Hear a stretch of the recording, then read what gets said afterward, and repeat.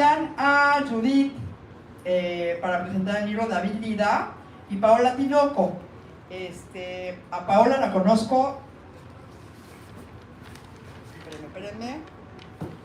A Paola la conozco desde hace muchísimos años. Hola Paola. ¿Cómo estás? Desde Anagrama, ya 18 años. 18 años y está aquí para presentar el libro. David Lida y Judith Mam. ¿De quién leo primero currículum? ¿Del que salga? Bueno, así es como está. David Lida es autor de 4 libros, entre ellos la novela Circunstancias Atenuantes, la selección de crónicas Las Llaves de la Ciudad y una vista panorámica de la Ciudad de México que se llama First Stop in the New World. Su sitio de internet es davidlida.com. Bienvenido David, gracias por estar aquí en este foro, en su casa, en su foro. Muy bonito, muy bonito, muchas gracias. Luego Paola Tinoco es escritora, es editora, compiló las antologías Relatos de Malta, Tríos, Anagrama 2017, Mexicanos en una nuez, antología de microrrelato, Postdata 2015, entre otras. Cuentos de su autoría han sido incluidos en diversas compilaciones, oficios ejemplares de su primer libro, publicado por Páginas de Espuma. En 2020 fundó la editorial Ática Libros. Eso está bueno. Igual me publicas a mí, pero eso lo veremos. Actualmente, de poesía. Actualmente dirige su propia empresa de comunicación especializada en arte, literatura, danza, teatro, cine y programación de contenidos culturales para ferias y festivales en México. Su cuenta de Twitter es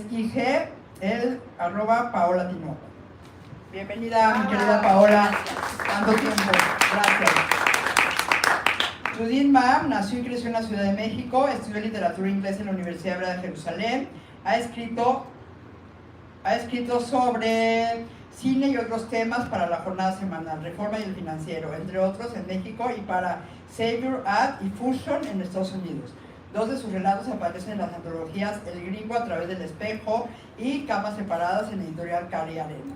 Tiene un blog de cine llamado I've Had It With Hollywood y Judith radica en Nueva York y es cofundadora de la plataforma de arte digital colaborativo Dada Art, pionera en el campo de los NFTs. Quien te manda es su primera novela. Y bueno, quien nos manda, nos mandó hasta aquí, hoy reunidos para festejarte. Así que, muchísimas felicidades. Y bueno, pues presentarán el libro, luego abrimos un espacio para preguntas y luego ya la firma y todo el festejo y todo lo demás. El jolgorio, ¿no? Porque bueno, cada libro es una celebración y un hijo, ¿no? Entonces hay que parirlo con amor y luego dejarlo volar, ¿no? Y que llegue muy lejos, es lo que te deseo. Gracias. Y que sea el primero de muchos, además. Dejo la palabra a Paola Tinoco. ¿Sí? ¿No? ¿Sí o no? ¿Sí? ¿Se animan a presentarlo o hablo yo de lo que no leí? No estaría padre eso. Paola Tinoco, con ustedes. Gracias. Gracias, Jenny. Gaby, todo el equipo del péndulo. Gracias. Gavita.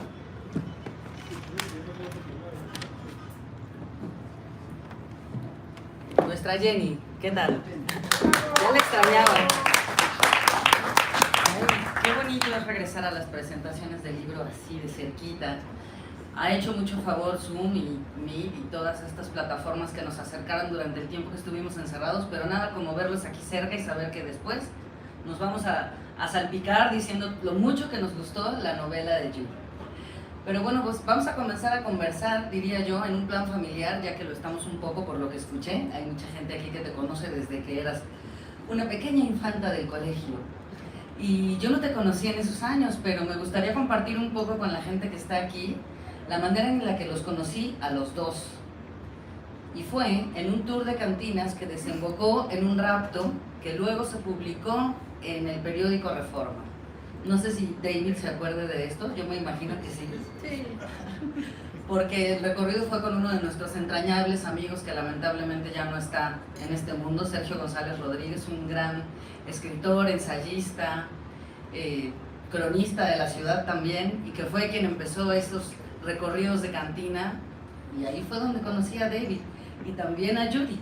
Éramos otros personajes en la historia de Sergio, pero ahora, ya que les he contado cómo los conocí a ellos, les voy a decir que me parece que hay otros personajes de los que Judy nos cuenta aquí y me gustaría saber cuál era el hilo conductor. Es la primera pregunta que quiero hacerte, porque en principio esa contraportada es muy engañosa, eso ya te lo había dicho en radio. Parece que nos está vendiendo una historia de amor, y ella, si le preguntan, es lo primero que va a decir.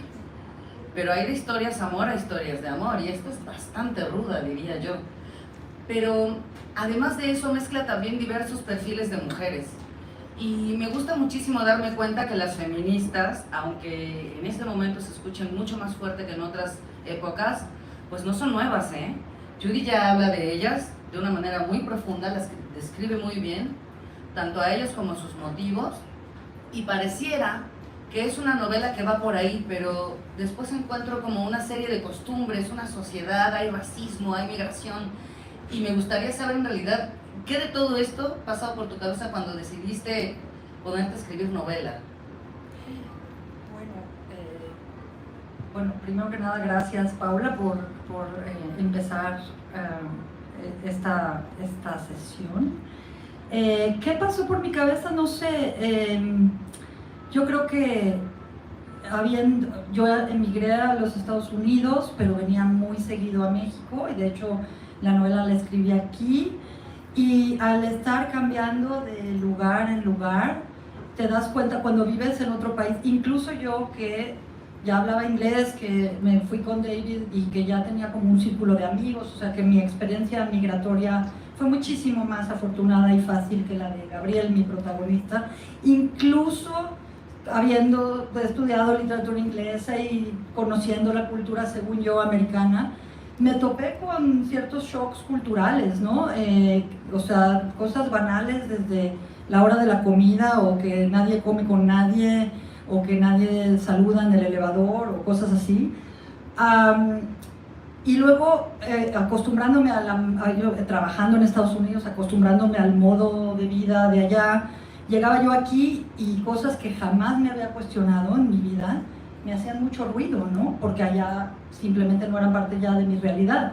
Entonces, creo que ese fue el gusanito que me llevó a escribir la novela, ¿no? Y me parece súper interesante lo que dices de las mujeres, porque no es una cosa consciente en mi libro, pero cuando lo mencionaste, pienso que sí, que en efecto hay varias protagonistas, bueno, hay varios personajes femeninos, cada uno muy diferente, de diferentes edades, de diferentes clases sociales, y no creo que ninguna de ellas sea feminista o que esté enterada de que son feministas, pero todas pujan, creo que por su dignidad, ¿no? Todas de alguna manera tratan de poner su pie en la tierra, ¿no? Creo que eso es lo que se me ocurre por el momento.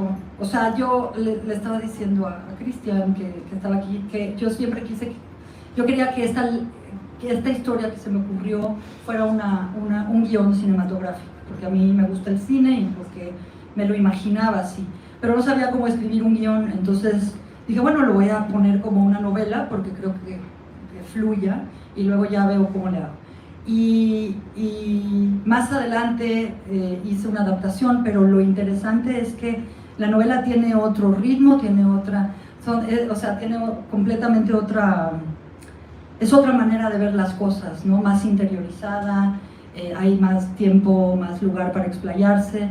Y recuerdo sentarme en la Ciudad de México, porque cabe aclarar para los que no sepan que David era mi ex marido, es mi ex marido. Entonces estábamos los dos y él escribía en su cuarto y yo escribía en el mío. Yo me sentaba a las 9 de la mañana y empezaba a escribir, y como 15 minutos más tarde veía yo la hora y ya eran las 3 de la tarde, cuando las cosas fluían, ¿no? Entonces esa manera de escribir muy rica, pues así fue saliendo la historia.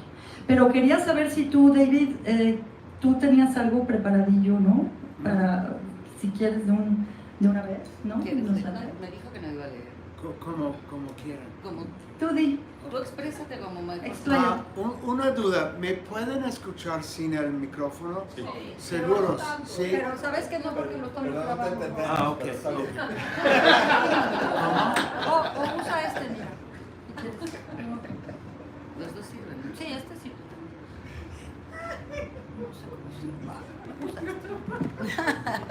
Ahora sí me pueden escuchar.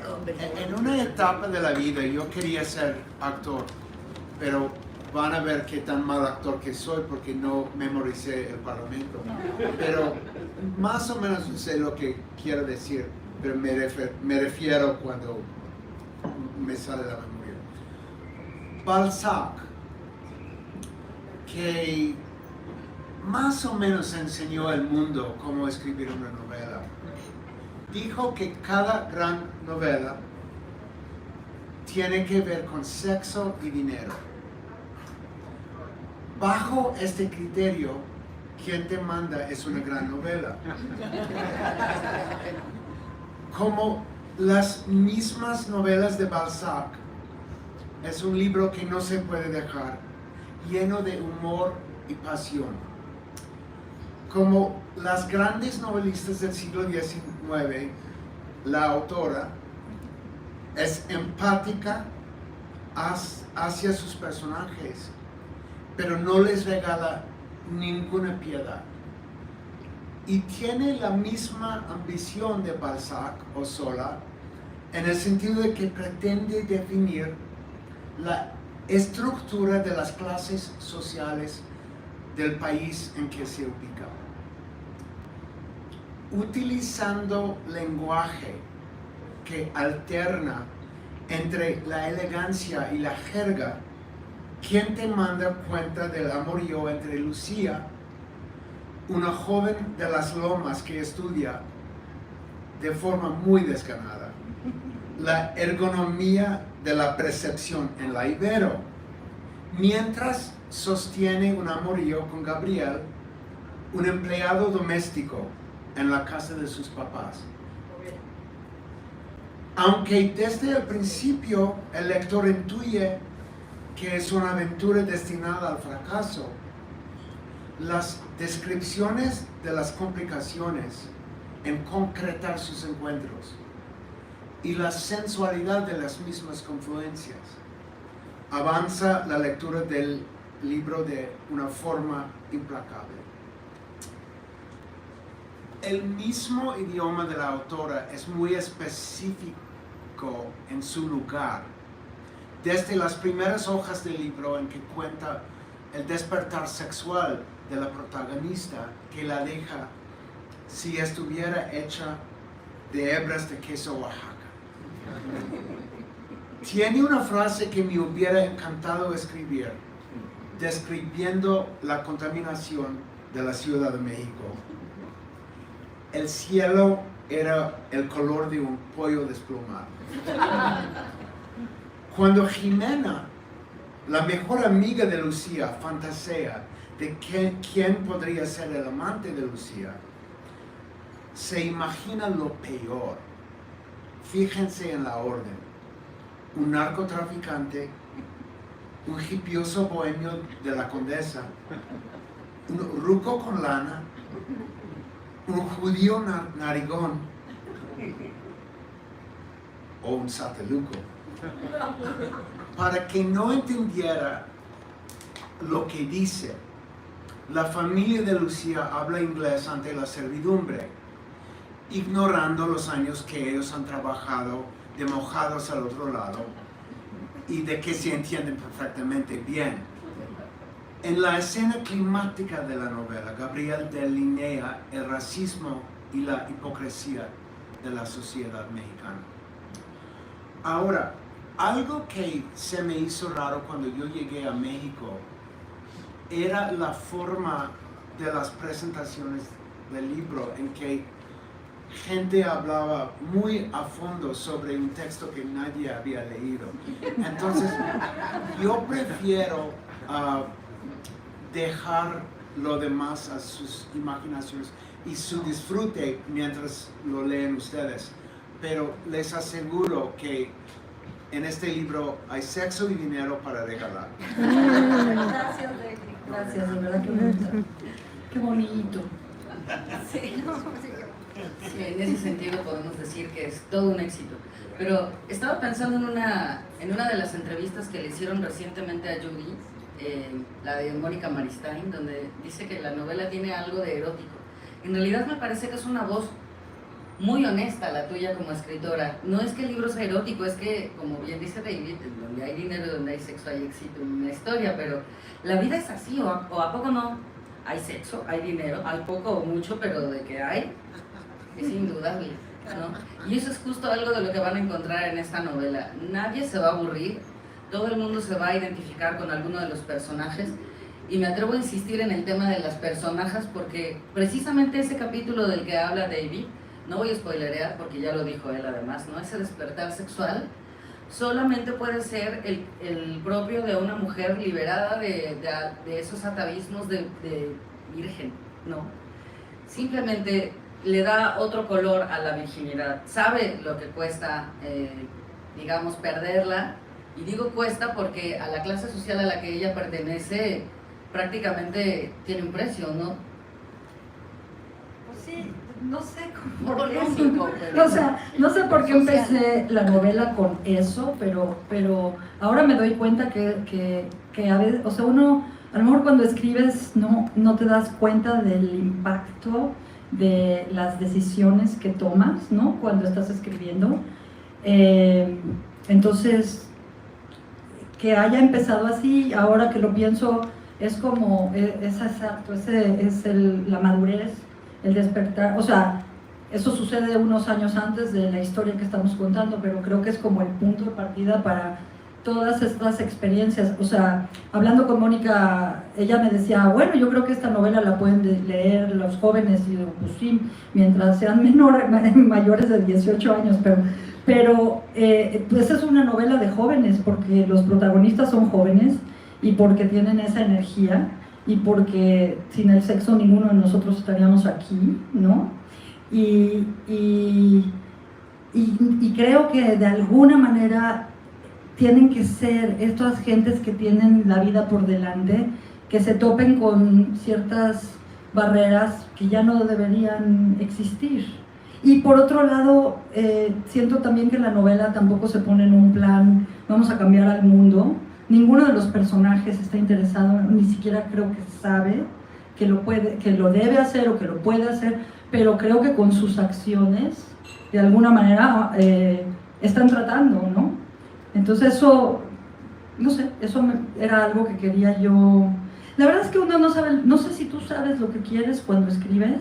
O sea, no es una cosa que, yo voy a plasmar esto y esta es mi intención. Las cosas van como naciendo, y lo que más me ha encantado es que he recibido comentarios de lectores donde cada persona percibe la novela o percibe partes de la novela según realmente cómo le afectan o cómo le impactan. Y eso me parece tan hermoso y fascinante. Hay gente que me dice la cosa femenina, hay gente que se queda como pegada con cosas de las descripciones de la ciudad, el pollo desplumado y estas cosas. Alguien me dijo, la Yoli en Acapulco con la arena pegada, o sea, eso que uno pueda evocar cosas que todos tenemos en común, a pesar de que no tengamos o pensamos que no tenemos cosas en común con estos personajes, eso es, creo, lo que para eso está la literatura, me imagino. Sí, aquí habemos dos lectores muy distintos. Por ejemplo, David pone atención en todo lo que tiene que ver con crónicas de la ciudad, ¿no? Cómo se ve el cielo. Seguramente en algún punto hablará de los diversos alimentos de los que habla con la llegada de Gabriel a la Ciudad de México, ¿no? Las ollas de tamales, la comida fuera del metro. No sé si puede. Se jala hacia... del expertise de nuestro querido David en esta hacia arriba. ciudad. No, exacto. Más bien lo que me impactó de estas cosas no fue como la idea de leerla como una crónica, pero el poder de observación que Judy tiene sobre lo que está contando.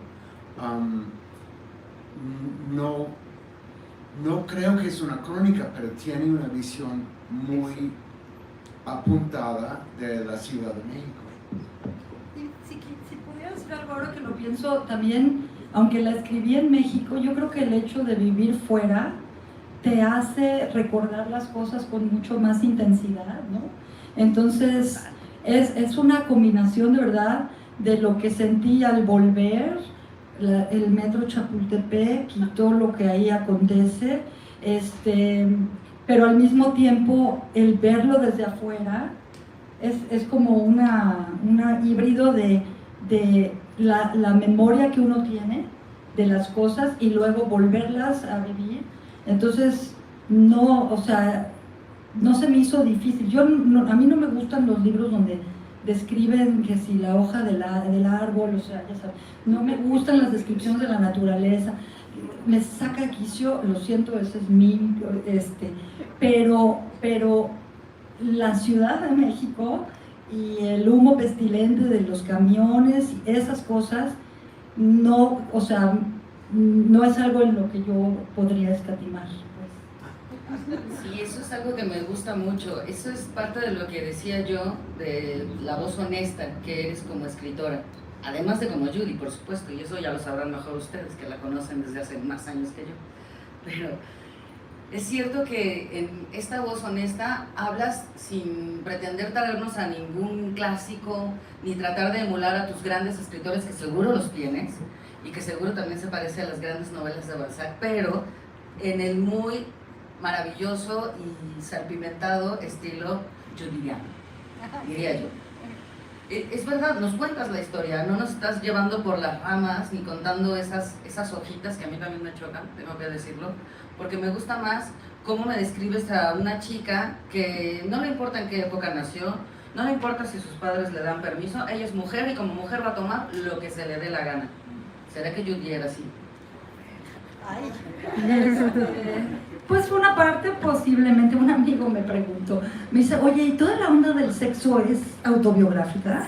Y le digo, una parte sí y otra parte no. No, pero no, o sea, bueno, no sé, o sea, me pusiste aquí un poco en evidencia, pero no había, yo creo que sí, no, mientras no preguntan, no, pero lo que sí pensé de Lucía es que a pesar de que es la fresa más fresa del planeta, y a pesar de que es como floja, no le gusta leer, o sea, es una personaje que de verdad, o sea, le hace falta mundo, pero hay una parte de ella que se revela, y su rebelión, esa es su rebelión. Su rebelión es estar en la Ibero con todas sus amigas las fresas, no se sale se supone de lo que se le tiene el novio que a los papás les gusta, toda la onda, y sin embargo su manera de rebelarse, tiene una necesidad de rebelarse que yo creo que ni ella sabe, yo creo que es inconsciente, y su manera de rebelarse es que le encanta divertirse, sí, pasárselo bien. Es muy golfa, pues. En la vieja acepción de la golfería, ¿no? Sí, ya ni sé cuál es la nueva. Que es simplemente salir y divertirse, sí, no está relacionado. No, sí, le gusta.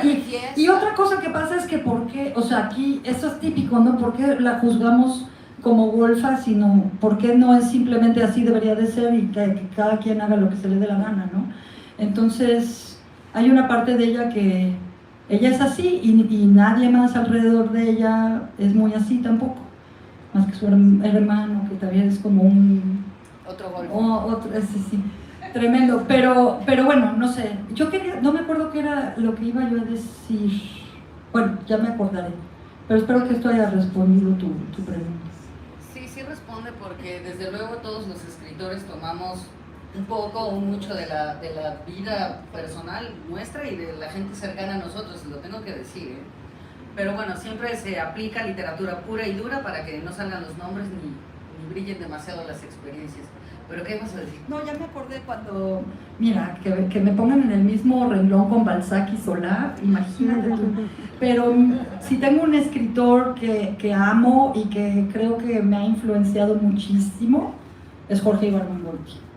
Porque, si lo conoce, o sea, ese señor, sus novelas no tienen ni siquiera como una trama las tramas no son así como perfectas, pero ese señor me hacía llorar de la risa a mí. Y su lenguaje la frescura de sus observaciones, el humor espectacular, que también no es sentimental. Él creo que es mi héroe literario mexicano y posiblemente mi mayor influencia.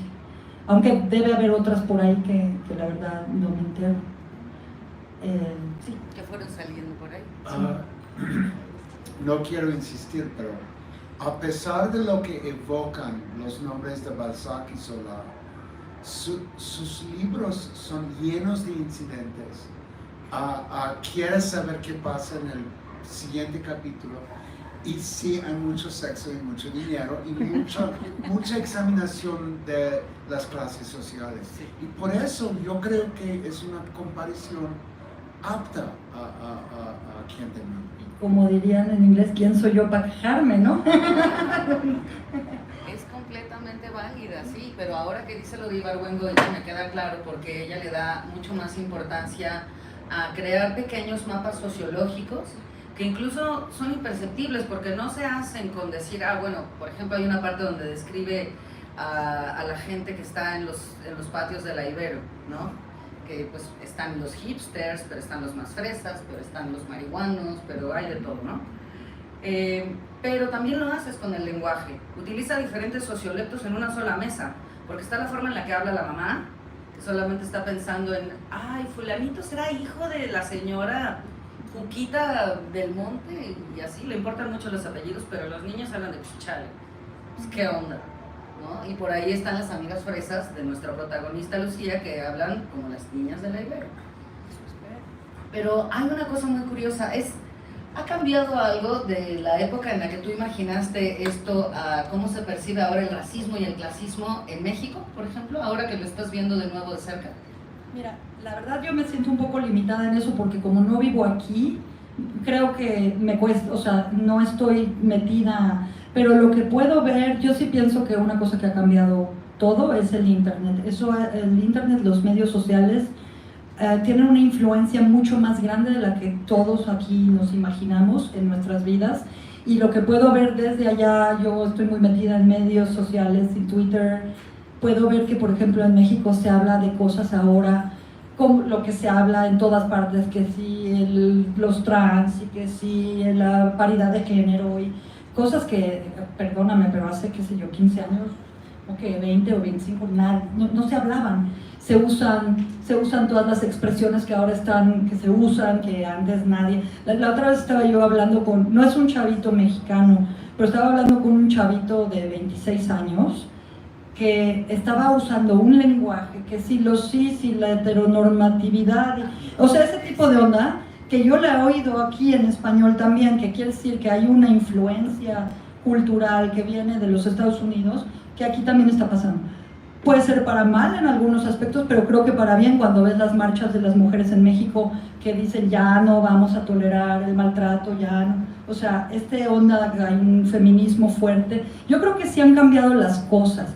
Lo que me pregunto es, cambian, todos podemos ir a una manifestación en contra del abuso y whatever, ¿no? La violencia, pero cambian nuestras normas sociales realmente, cambia la manera como nos ven nuestros padres, nosotros a ellos, la manera como vemos a los demás.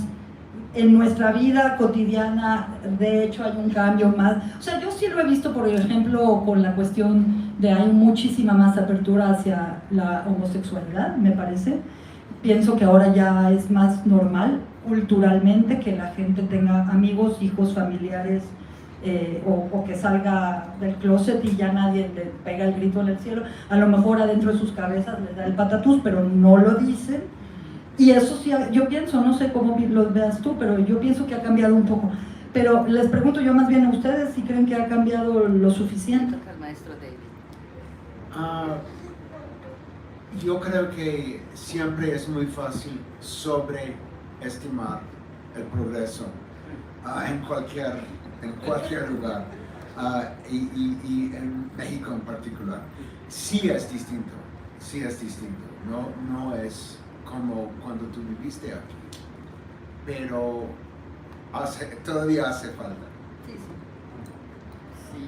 Justamente el día de hoy me enteré una compañera de trabajo en la Ibero, precisamente en la Ibero, que es una chica de esta época, es una chica que marchó ya los 2 años seguidos junto con las demás compañeras en el 8 de marzo, y es una chica de clase acomodada que acaba de tener una bebé y dejó de trabajar.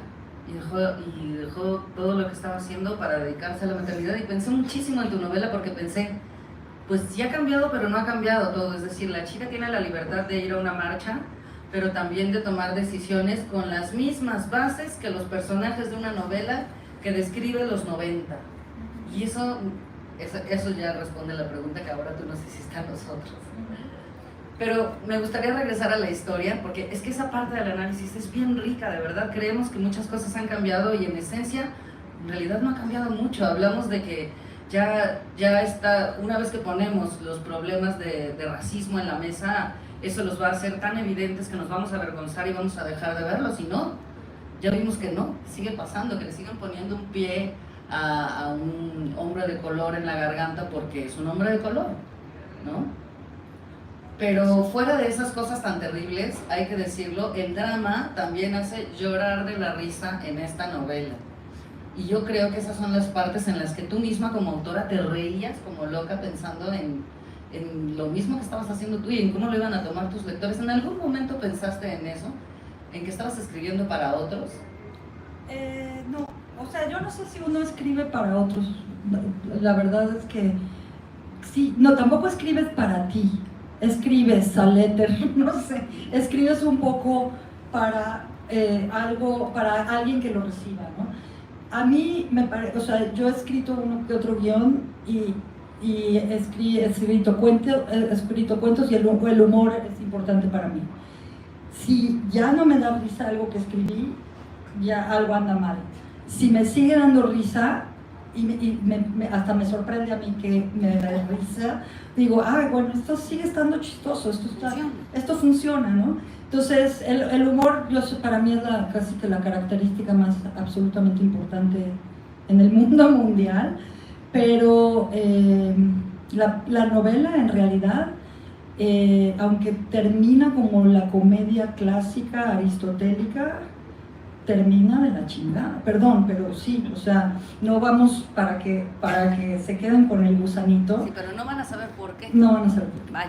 Pero sí, no, o sea, cuando yo me tengo que reír, a mí me tiene que gustar, y yo me imagino que a ustedes les pasa lo mismo, ¿no? Cuando escribes algo, si está sonando forzado, si está sonando que no te convences, y no te lo crees tú, no se va a creer nadie más, ¿no? Si te da risa, tío, se te ocurrió y dices, pues lo pongo y me sigue dando risa, pues qué bien. Pero el humor también es, no sé, es como catalista, y bueno, en la tradición, o sea, literaria o en la tradición de, qué sé yo, ¿no? El humor era speak truth to power, ¿no? Lo que dicen, o sea, el bufón o el guasón del rey estaban ahí, eran los únicos que podían decir las cosas de verdad sin que les cortaran la cabeza, ¿no? Y es una manera de decir la verdad sin ponerse, como digamos, a sermonear, por ejemplo, o sin ponerse pesado, o sin subirse a un pedestal moral, y pienso que es o sea, es lo que nos caracteriza como seres humanos, ¿no?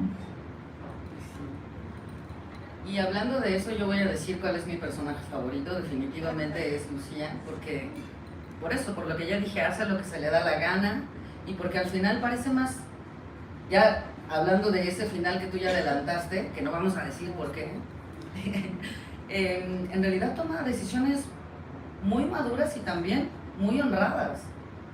O sea, eso, el que sea joven no la hace menos honrada al decir, acepto que me equivoqué, o incluso no quiero ni siquiera aceptarlo, ¿no? ¿Cuál sería el tuyo, David? Algo que me pareció muy interesante es que, ¿cómo te diré? Judy entiende todos sus personajes del libro, desde la servidumbre que trabaja en la casa de las lomas, gente que ha andado en Estados Unidos trabajando, las servientas que limpian la casa. Y tiene un don de escribir en los lenguajes, los idiomas propios de esa gente. Pero creo que ella los ve con, particularmente los dos protagonistas, el chico y Lucía, Gabriel y Lucía. Ella los ve con un ojo muy crítico. Y eso respeto mucho. Ella no quiere pintarlos de rosa. Yo no los veo de rosado. Creo que ningún personaje del libro, pero todos son reales. Todos me parecen fidedignos de lo que yo he visto en el mundo mexicano, donde he vivido durante más de 30 años. Me parecen personajes reales. Y eso es lo que más admiro de la escritura de Judy. Sí, pero no dijiste uno. Exacto, no contestaste. No, es que Es que se los tienes que son vender bastante a ella. nefastos los personajes. No te puedo decir que tengo un favorito. Bueno, yo puedo decir que la verdad, es verdad que sí, no quería yo soy incapaz y creo que un buen escritor no debería de ser capaz de pintar personajes así, o buenísimos o malísimos, porque eso es la cosa más trillada y aburrida del mundo. Pero sí o sea, por ejemplo, lo que dices de Lucía, sí toma decisiones, pero, o sea, son decisiones difíciles que muchas veces no sabe cómo manejar. Si me caso, no me caso, si quiero el anillo, no quiero el anillo, y a veces es muy por conveniencia, o sea, está realmente confundida, ¿no? Pero al final de cuentas, a mí también me gustó explorar esa incertidumbre con ella, que no, o sea, muchas veces en las películas los personajes hacen cosas así como siempre medio heroicas, o siempre saben lo que tienen que hacer, siempre, ¿no? Y en este caso, pues, los dos están como tanteando, ¿no? La onda. Y las cosas se van dando y las decisiones que van tomando no siempre son buenas o no siempre son admirables, pero a mí me parecía que eran más reales. Una cosa que yo me acuerdo que yo oía a escritores decir, que decían, no, no mames, era, ay, es que yo no sé, yo estaba escribiendo y el personaje decidió hacer algo y yo no sabía que el personaje iba a decidir eso. Y yo decía, ¿de qué estás hablando? Si tú escribiste al personaje, ¿cómo no vas a saber? Pero es verdad, y a lo mejor no sé si les ha pasado a ustedes, que una vez que empiezas a escribir, no sé cómo describirlo, pero los personajes sí empiezan a tomar decisiones que uno no está totalmente consciente o que uno no las plantea, o sea, de un principio, y a veces sí te sorprende. ¿Sí o no? Sí te va a pasar. Entonces es una cosa muy rica, yo creo, no sé realmente cómo funciona, que ya que tienes como el personaje, a lo mejor es muy subconsciente todo, pienso, no hay una cosa súper consciente, súper estructurada, pero ya que sabes más o menos quién es, ellos como que van haciendo su propio camino, y eso es padre. ¿Qué dices de eso, del síndrome del volantazo? ¿Cómo el síndrome? Existe, Sí, ahora lo explico. yo creo que hasta cierto punto, obvio, uno está escribiendo, pero luego con el progreso de la escritura, los personajes toman vida y hay que tener algo de confianza de que sí, pero se vuelve una alquimia, ¿no? Lo que iba a decir pensándolo bien, si no puedo decir que me encanta el personaje de Lucía, lo que sí me gusta de ella es su sentido de humor. Es muy, pensando en Ibargüengoitia, es súper sarcástica. Y hay una parte en que ella, su novio oficial es un fresa de las lomas y un arquitecto que tiene como una atención infinita a los detalles, que le vuelva loca a ella. Y hay una escena en que él le sirve a ella una cena japonesa. Y tú dices algo en voz de ella, que él se puso en plan geisha. Y eso sí me moría de la risa. Eso es lo que más me gusta de Lucía, su humor sarcástico.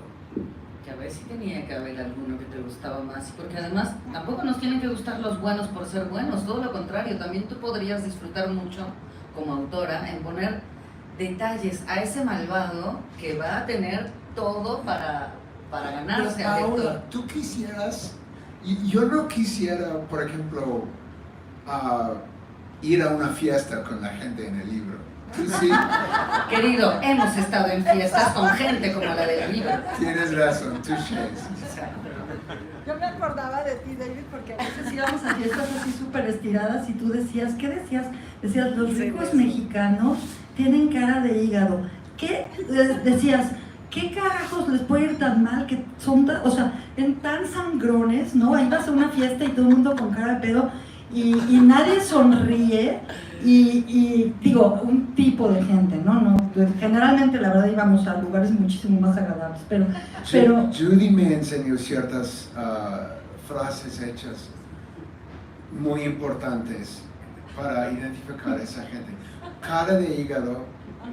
Cara de hígado encebollado, eso era una frase que decía mi mamá, de hecho. Cara de chile en vinagre. También.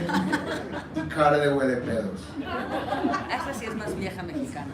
Pero, en fin, o sea, no sé por qué estábamos diciendo.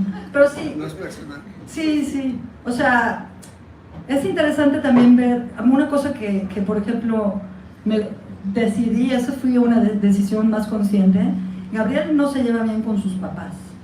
Y la mamá, pues una pobre mujer amargada por la vida, el papá pues, se fue hace 1000 años y también medio amargado. Entonces, eso lo hice conscientemente porque es bien fácil caer en el estereotipo de Gabriel, el pobre que se fue a Estados Unidos y regresó y es el... O sea, Bueno, si hay algo que también siempre he detestado y eso como escribiendo sobre cine sucede mucho a menudo, ¿cómo llamamos? Los pobres de corazón de oro, ¿no? O sea, todos los pobres son buenos y todos los pobres son nobles. Y a mí me parece que eso es una cosa ofensiva porque los deshumaniza. O sea, como los tratas como si no fueran gente de verdad. Y entonces, en las películas, digo, estoy hablando de la narrativa, ¿no? Y eso lo hice conscientemente porque no es de que sean malos, es que simplemente pues, son gente y no se llevan. Y no es como la mamá sufrida y hijo mío, ese tipo de onda. Entonces hay cosas sí que uno empiezas a pensar, no quiero que esto se convierta en una telenovela, no quiero que esto se convierta, piensas, lo voy a llevar más a la comedia o lo voy a llevar más a algo más serio o va a ser un híbrido, etc. imagínate, si no sería, entonces sí sería un argumento como de telenovela de Televisa, que los pobres son de corazón de oro y los ricos son malditos y canallas y solo están esperando a ver qué pobre pueblerina está por ahí dispuesta a perder la virginidad para caerle encima. No va por ahí, por eso no hagan caso si leen la contraportada y no han leído el libro. Van a encontrar muchísimo más que eso. Creo que aquí ya les dibujamos bastante de los personajes principales y unos un poquito más ahí adentro. Bueno, no hablamos de la mamá de Lucía, que aunque sé que parece detestable, pues también es otro de los personajes que actúa conforme a su circunstancia, ¿no? Ni ella es muy mala, ni le importan los apellidos nada más porque se le da la gana ser señora de nariz respingada, no. A ella le pasó igual, su madre pensaba en lo mismo y seguramente a su madre le obligaron a lo mismo y es una cadena de errores adquiridos y repetidos que siguen sucediendo. Pero no sé si les parezca bien a ustedes que los que no hayan leído escuchen en voz de la autora a alguno de estos personajes hablar. ¿Qué les parece? Voy a leer un fragmentito. Una de las cosas que me ha pasado en presentaciones de libros es que leen como La Guerra y la Paz, volumen 3. Sí, por favor, no lo hagas. Y entonces espero que esto sea un fragmento corto. Pero sentido. Sí. ahí la entenderán. Písale, que tengo un examen a las 10, dijo Lucía desde el asiento de atrás. ¿De qué es tu examen?, preguntó Gabriel. De genealogía de los objetos mexicanos. Órale, ¿y está difícil? Sí, la verdad está en chino. ¿Y te lo sabes? Pues no muy bien. Quería repasar mientras llegamos. Perdón, no te apures. Los labios de Lucía se movían como si estuviera orando y cerraba los párpados como para atrapar la información. Los abrió para cotejar su memorización con el cuaderno. Voy a tronar como ejote, dijo. Cerró el cuaderno. Mejor le copio a Viviana. Estaría chido ir a la universidad, dijo Gabriel. ¿Qué te gustaría estudiar? Computación. Lucía se acordó de la cancioncita que pasaban en el radio. Me inscribí en ICM para estudiar computación. ¿Y por qué no te inscribes?, preguntó Lucía. Pobre, pensó. Seguro ni terminó la primaria. Pues ahorita tengo que chambear, pero más adelante, cuando ahorre, a lo mejor sí me meto a estudiar en las tardes. No quiero ser chofer toda la vida. No, pues qué bueno que tienes ambición, es importante progresar. Él hizo una mueca burlona desde el retrovisor. En general, digo, no trates de componerla. Lucía sonrió. Cambiemos de tema, ¿qué pasó con tu arete? Me lo mandó quitar tu mamá, sonrió Gabriel. Es lo que pensé, le gustan los uniformes. Al bajarse del coche, él le dijo, buena suerte con tu examen. Pon changuitos, dijo ella. Oye, y estate por mí a las 2:30. Gabriel encontró un lugar en el estacionamiento, abrió las ventanas, echó el respaldo del asiento para atrás, apagó el pop en español cursi que le gustaba a Lucía y se dispuso a echarse una siesta. Por un rato miró a los estudiantes llegar a la universidad en sus propios autos y esperar al camioncito que los recogía en el estacionamiento para llevarlos a la entrada. Los otros choferes, quienes leían el periódico recargado sobre los cofres, se fumaban un cigarro o platicaban entre ellos. Eran todos mayores que él. Vio también algunos alumnos que caminaban hacia la estación como si fueran al paredón. Se le antojó llegar a la universidad en su carro, con su portafolio lleno de libros y cuadernos. Repasó en su mente el tono con el que Lucía se había despedido de él. Cuando volviera a las 2:30, le preguntaría cómo le fue. Ella estaría súper contenta porque le fue muy bien. Él le diría, ¿ves? Te dije. Y platicaría con ella hasta llegar a la casa. Pero Lucía se apareció a las 3:15 con 2 amigas. Gabriel no estaba de humor. Había movido el coche a las 2:20 y no se había despegado de la entrada de la universidad, de la cual los vigilantes lo corrieron una y otra vez. No había comido. ¿No nos vas a abrir la puerta?, dijo Lucía. Irritado, se bajó e imitó con exageración los movimientos caballerosos de su papá cuando traía a la señora Natalia a la casa. ¿Qué onda? Son más de las 3, dijo él. Lucía lo miró incrédula. Sus amigas se anonadaron. Llévanos a Plaza Duraznos, ordenó. Ellas se sentaron atrás y para que no fueran incómodas, según ella, Lucía se sentó adelante. Su pierna rozaba la palanca de cambios. Al cambiar de velocidad, Gabriel, Lucía no movió la pierna. Entonces, ¿qué tal les fue en Los Cabos?, preguntó Lucía a las de atrás. De lujo, no sabes. El hotel estaba increíble, la comida deliciosa, pero $600 for dinner for 4 people. Órale, ni en Europa, exclamó la otra. Y los tratamientos del pan no tenían abuela. Yo me hice un baño de leche, me quedó la piel súper suavecita. ¿Y en cuánto te salió ese?, preguntó una. Pues una lana, como 150, sin la propina. Adriana se hizo uno de nopal que dizque para reducir la celulitis y la retención de agua. No le gustó porque la untaron de babas. El Loki estaba feliz persiguiendo gaviotas en la playa. Desayunó huevos revueltos con salmón y machaca norteña, te juro. Aquí la raza muriéndose de hambre y estás dándole salmón al perro y embarrándose comida en las nalgas, pensó Gabriel. Habla en inglés para que yo no entienda. A ver si le sueldo 2 que 3 cosas en fucking English para ver qué cara pone. Después de tardarse horas en el cine y en el café tras el cine, las tuvo que ir a dejar. Una tenía su coche en el estacionamiento de la Ibero, la otra vivía en Tecamachalco. Lucía se quedó en el asiento delantero. ¿Siempre comes pan enfrente de los pobres?, le preguntó Gabriel. ¿Qué? Digo que si también con mi papá hablan de $600 dinners y masajes de 150 y le calientan la bragueta con el chisme. Lucía enmudeció.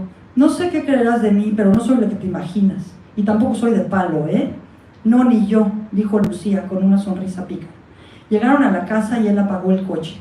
Antes de que él se pudiera bajar a abrirle la puerta, Lucía le dio un besito en la mejilla que él ágilmente movió hacia sus labios, tratando de pescar la boca de Lucía con un mordisco. Pero ella salió corriendo.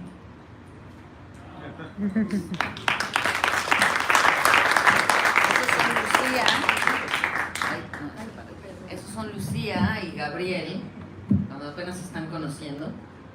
Y bueno, no sé si David quiera añadir algo. Eso del inglés como una supuesta, que supuestamente disfraza lo que la gente con dinero quiere decir. Les cuento una historia verdadera que pensé en eso cuando leí esta parte del libro. Yo trabajé durante unos años para una editorial de revistas aquí y me mandaron a hacer una nota sobre Viviana Corcuera. ¿Ustedes ubican quién es Viviana Corcuera? Los que no, era una socialité muy conocida aquí. En los años 70 y 80 era anfitriona a gente como Frank Sinatra y Aga Khan en su casa en Acapulco. Ella me invitó para armar la nota a su casa en Las Lomas. Y sí, en efecto, cuando llegó la servidumbre, ella y sus amigas hablaban en inglés. Y al final de la tarde, ella pidió que el mayordomo me daba, quisiera que él me da un aventón hasta el sitio de taxis. Y el mayordomo, reconociéndome como gringo, me habló en inglés perfecto. Entonces, ¿quién sabe lo que él había escuchado en esta casa? Eso me pareció súper fidedigno esta parte del libro. Queremos abrir, ¿quieres decir algo más o abrimos Sí, por si hay preguntas? Yo ya no quiero abusar porque me parece que aquí hay buenas preguntas que te pueden hacer tus futuros lectores, porque estoy segura de que van a leer esta novela. Ya con todo lo que les dijimos, me parece que los hemos invitado bastante a conocer la historia de Lucía Gabriel y lo que Judy, en medio de todo eso, quiso decir. Así que si alguien tiene una pregunta, por aquí les Ya estamos prestamos. en confianza, ¿eh? Cualquier se vale. Las